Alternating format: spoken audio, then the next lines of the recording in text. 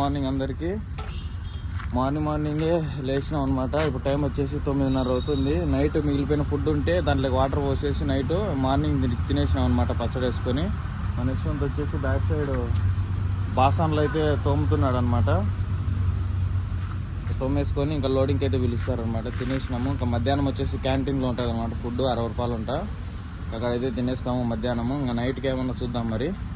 ప్రస్తుతానికైతే బోకులు అయితే తోముతున్నాడు మనోడు. ఇంకా ఇక్కడ నుంచి లోడింగ్కి అయితే వెళ్ళిపోతాము. సో ఫ్రెండ్స్, టైర్లు చూసుకున్నట్లయితే బండి 8,000 తిరిగింది.